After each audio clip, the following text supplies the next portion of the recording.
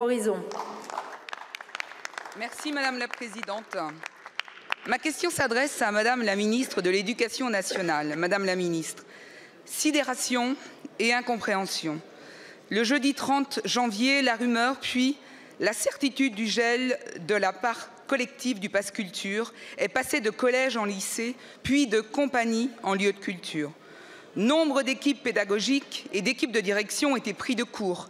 D'un côté, les équipes enseignantes se sont ruées sur la plateforme Adage pour réserver des propositions. De l'autre, les lieux et compagnies culturelles ont enregistré à la hâte des projets. Pour l'éducation artistique et culturelle, nul ne peut se satisfaire d'une telle situation. Dans un contexte déjà tendu, cela accélère également la fragilisation de l'écosystème culturel. Il y a de l'émoi chez beaucoup de Français et la nécessité de rassurer. Madame la Ministre, la part collective est un contrat avec la nation. Ce contrat était clair et j'en cite les termes.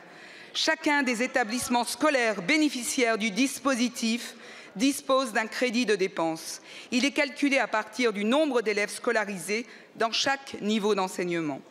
Le pass culture, pour sa part collective, est une belle réussite. De plus en plus d'établissements s'en emparent. Il n'est donc pas concevable que le succès du dispositif constitue son propre frein. Or, c'est ce qui se passe aujourd'hui. On ne peut pas changer les règles en cours d'année scolaire sans ruiner ce contrat moral. Madame la Ministre, hier, devant la représentation nationale, vous avez indiqué que la plateforme Adage rouvrirait dans les prochains jours. De nouveaux projets pourront-ils être réservés et financés? Vous avez annoncé que l'objectif culturel reste intact. Comment allez-vous pouvoir maintenir et sécuriser l'accès des élèves aux arts et aux spectacles à travers tout le pays? Je vous remercie. Merci beaucoup, ma chère collègue. La parole est à Monsieur Philippe Baptiste, ministre en charge de l'enseignement supérieur et de la recherche. Madame la Présidente, Madame la députée Bellamy, je vous prie tout d'abord d'excuser l'absence de la ministre d'État. Depuis 2022, le succès du pass culture n'est plus à démontrer. L'année passée, près de 80% des élèves du secondaire l'ont utilisé et ont pu accéder ainsi à un théâtre, à un musée, à un lieu de mémoire. C'est donc un dispositif qui fonctionne. Pour l'année scolaire en cours, la quasi-totalité des collèges et lycées sont engagés. Près de 4 millions d'élèves sont concernés.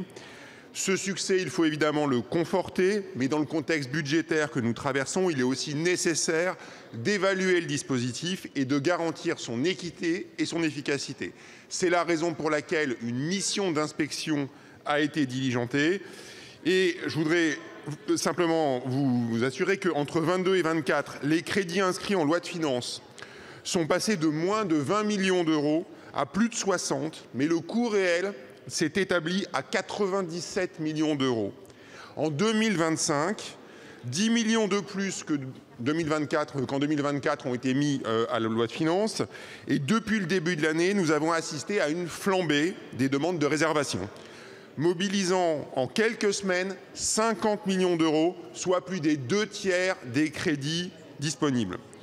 Le ministère a donc dû suspendre temporairement les réservations, mais je veux vous rassurer, les établissements qui auraient engagé les activités sans avoir pu concrétiser les financements pourront mener à bien leurs projets. La plateforme rouvrira et chaque élève partout en France pourra accéder à la culture. Je vous remercie. Merci beaucoup, Monsieur le ministre. Alors, Madame la députée. Oui. En réponse, Monsieur le ministre, je vous invite bien évidemment au Grand Air, qui est une scène nationale et qui va perdre 26 000 euros sur le premier semestre 2025. Merci beaucoup, Madame la députée. La parole est à présent Monsieur Jean-Paul Lecoq pour le groupe GDR. Merci, Madame la Présidente. Ma question s'adresse au